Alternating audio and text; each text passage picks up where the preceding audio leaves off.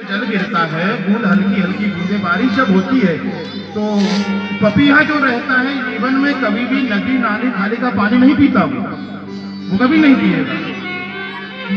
पपीहा जो रहता है वो कभी नदी का जल या तालाब का जल कभी पान नहीं करता। वो क्या पान करता है?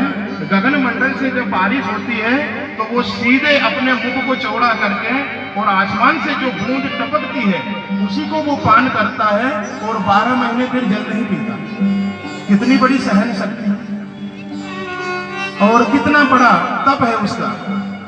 तो वेद व्यास जी ने कहा कि भाई हमारी जो कथा है ना भागवत की, इसको सुनने वाला जो श्रोता पपीहे का जैसा होना चाहिए कि भाई जैसे आसमान से बूंद गिरी और सीधे उसको ग्रहण कर लिया, ऐसे व्यासपीठ से कोई सुंदर भगवान की कथा निकले, आप लोग उसको ग्रहण कर लो। और ये दूसरा श्रोता पपीहे जैसा। तीसरा श्रोता मीन अर्थात मछली जैसा। पानी में की मछली न जाने कब पानी पी ले किसी को पता ही नहीं लगे। आज तक बताइए, इसलिए हम सब लोग बैठे यहाँ पर, भगवान के भक्त बैठे सब, किसने देखा है मछली को पानी पीते? आज तक किसी ने देखा है कि भाई मछली ने कब पान कर लिया जल का? नहीं देखा किसी ने, क्योंकि पानी में की मीन न जाने कब जल का पान कर ले। वेद व्यास जी भगवान ने कहा कि मेरी कथा को सुनने वाला श्रोता मछली के जैसा, मीन का जैसा हो। और इस पांडाल ये सागर भरा हुआ है। ये क्या है? ये सागर है।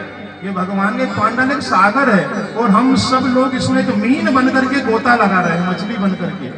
और न जाने कौन सा श्रोता जैसे मछली ने जल का पान कर लिया, पता ही नहीं लगा।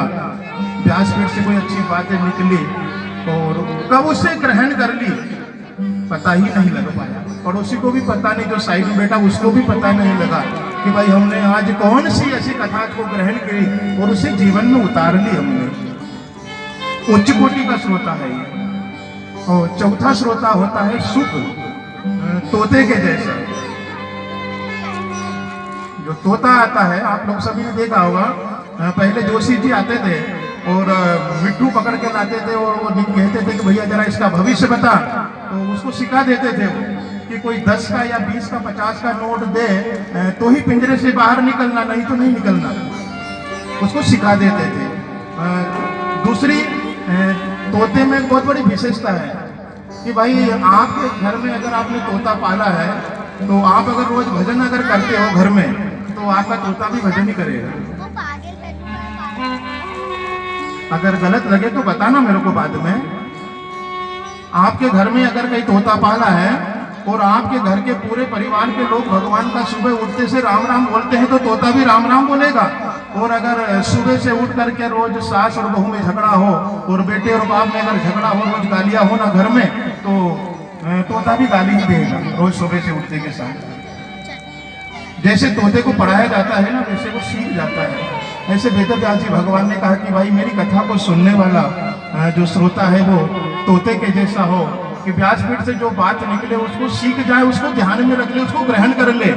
और फिर जैसे तोता राम नाम रटता है और बाद में भी रटता रहता है, और कहीं कथा पूर्ण होती होने के बाद में जब ब्राह्मण अपने घर चला जाए और कहीं ग्वाल बाबा और माता जी के सामने हम 4-6 लोग इकट्ठ होकर जब बैठे और बैठने के बाद में जो कथा हमने 7 दिन में सुनी और उस कथा को सबके सामने परोस दिया जाए, वो उच्च कोटि का श्रोता होता है। वो उच्च कोटि का, नहीं तो इस कान से सुनी और इस कान से कथा को निकाल दी तो वो कथा, तो वो फिर वो तो पल्लू झाड़ कथा हो गई। वो तो पल्लू झाड़ कथा। ये लाखों रुपए खर्च किए और कोई आनंद की प्राप्ति ही नहीं हो पाई। ये भगवान के उच्च कोटि के श्रोताओं की बात कही गई, जो उच्च कोटि के कथा सुनने वाले। और कथा का नियम बताया गया है कि भाई एक आसन पर बैठ करके भगवान नारायण की कथा का रसपान करो। आज हम जिस स्थान पर बैठ गए उसी स्थान पर कल भी बैठे और नहीं